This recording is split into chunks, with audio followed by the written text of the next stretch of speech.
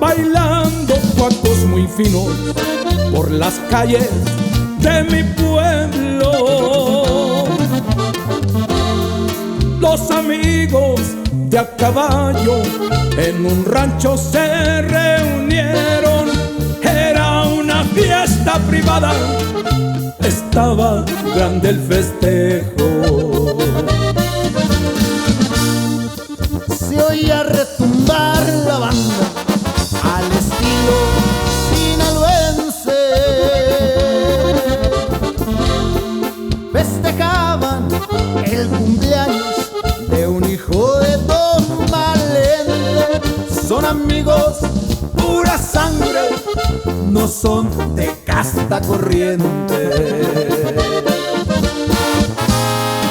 Cuando Erasmo se paseaba con su yegua alborotada, los caballos relinchaban, bailaban y pataleaban. El amor los volvía locos, no más hablar les faltaba. ¡Y échale mi compa Ponchito! Y aquí andamos mi compa Juan y los Crueles y puro Dreamex Music, compa. Ahora compa Santiago Valdés, hasta la garita, viejo.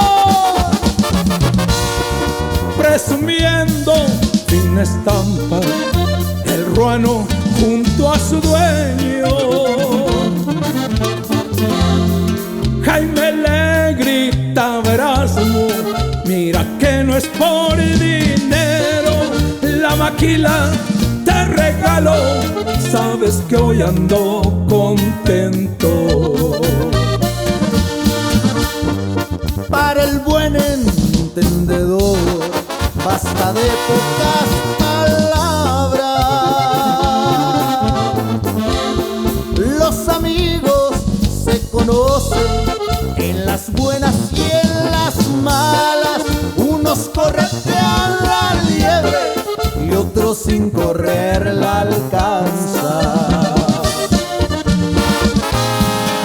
La amistad no tiene precio, eso está bien comprobado. A lo largo de aquel rancho, un potrillo retozando, su madre una yegua criolla